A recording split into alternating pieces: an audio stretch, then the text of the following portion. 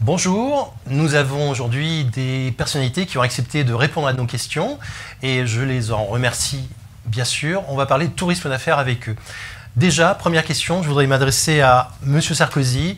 Monsieur Sarkozy, que pensez-vous des débats qui auront lieu aujourd'hui sur le tourisme d'affaires? Moi, ce que j'attends du débat, c'est que tous ceux qui nous regardent puissent se faire une idée à la fin du débat. Merci Monsieur Sarkozy. Et vous, Monsieur Hollande, qu'en pensez-vous? Et je ferai tout pour qu'à Paris, en 2015, la conférence soit un succès. Je veux que ce soir, ça soit un moment d'authenticité, où chacun donne sa vérité. Et mon ambition, ça serait qu'à la fin de ces 2 heures, tous ceux qui hésitent, tous ceux qui réfléchissent, se disent au moins, quel que soit mon choix, j'ai une idée précise des éléments qui vont permettre de le faire. Merci. Monsieur le Président, quel constat dressez-vous du tourisme d'affaires en 2014?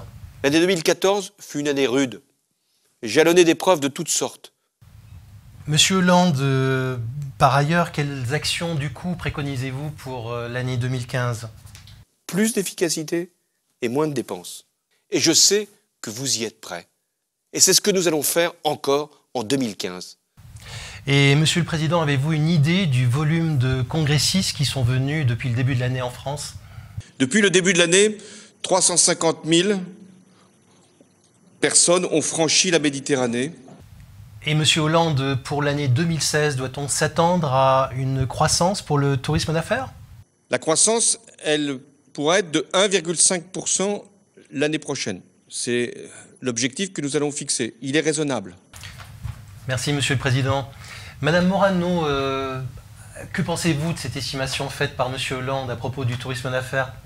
Mais je ne peux pas m'exprimer sur ce dossier que je n'ai ni lu, ni vu. Oui, mais Madame Morano, en tant que députée européenne... Je ne peux pas porter une réflexion même sur le fond, puisque je ne le connais pas. Mais Madame Morano, c'est une question, c'est juste une question.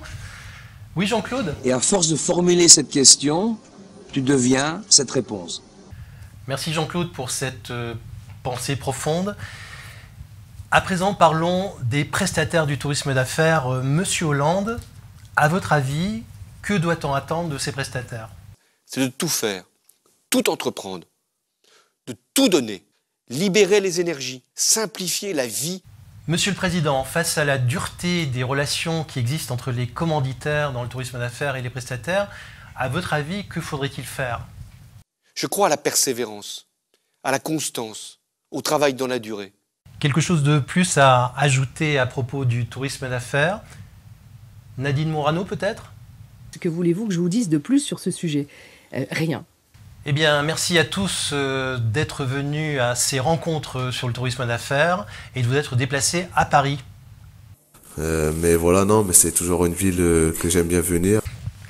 Justement, Franck Ribéry, quel est votre avis sur l'évolution du tourisme d'affaires? Voilà, on dirait que c'était comme si qu'il n'y avait rien changé hier. Merci.